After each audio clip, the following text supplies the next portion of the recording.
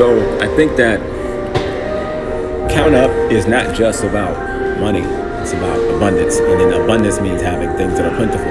So when you count up, ultimately the goal is an elevated perspective. Because when you see from an elevated perspective, you take a rise in perception. And a rise in perception leads you to seeing things outside of yourself.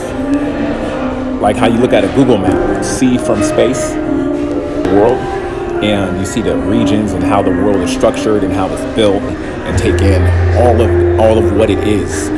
Soak it in. And you literally, something that you can't forget. I'm talking from like the perspective of an astronaut. Like I'm like imagining what it would be like. But that's what I would imagine it would be like.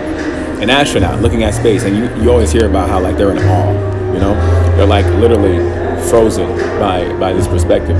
Take in the beauty that makes you go in awe. Because you're not considering yourself and you're not blinded by how you see things already. Because when people see things through a lens, a filter, because that's what happens when we grow up. We experience things, we go through life, and we start applying filters on the way we look at things because of our experiences. Our experiences mold our general beliefs in a referential index that we use to associate things with our personal experience so we can define the world as we see it to be. I think that when we look at things from the elevated perspective, it's like Mount Olympus. You know, in the Greek mythology, they had the Greek gods. They're literally on the clouds in the sky, looking down on the actions of men. And they're able to see things to the point they're betting on our fate.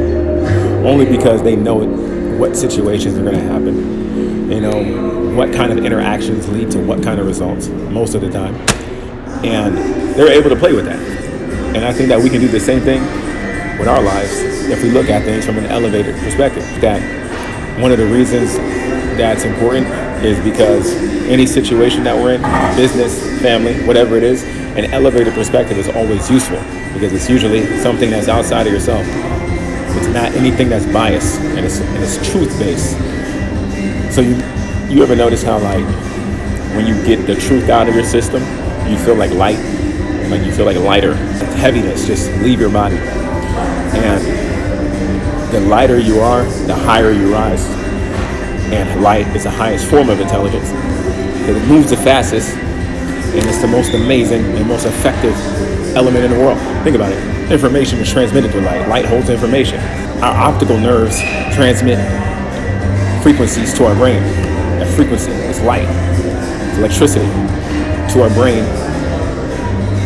Our brain reads it through the back of our head, spits out an image to our mind, what we're looking at. Like literally, light is the highest form of intelligence. There's nothing that passes that.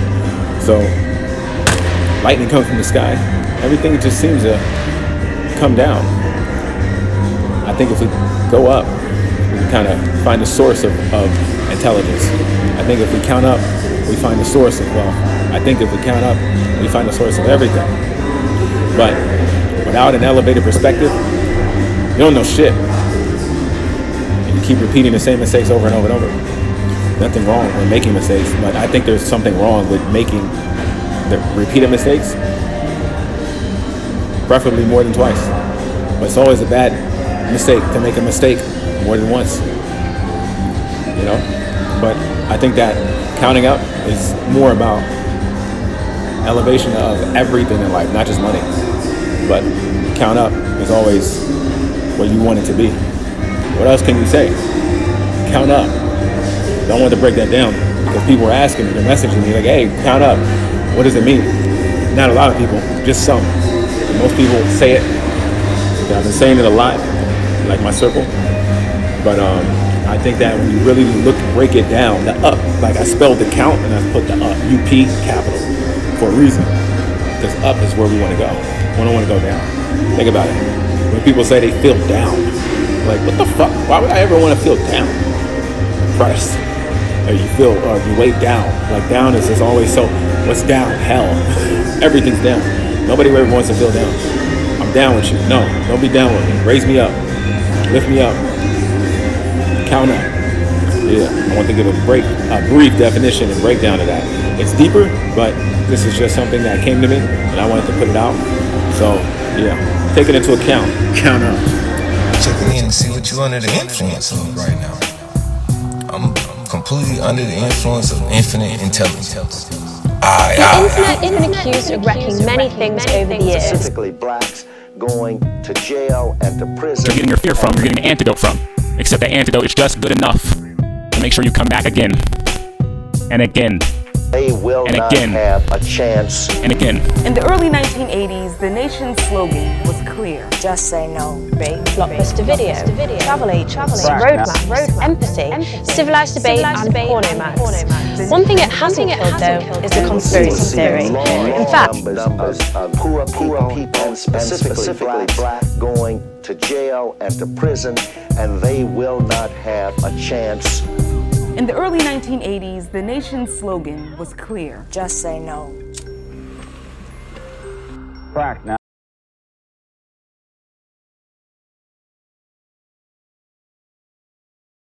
In the 80s, there was a lifestyle of celebration, and coke was part of that lifestyle. It was the glitzy drug. When crack came along, it changed everything about the black community, and it changed everything about America. It was like the gold rush. There was people coming from all over to buy this wonder drug. The drug so powerful, it will make you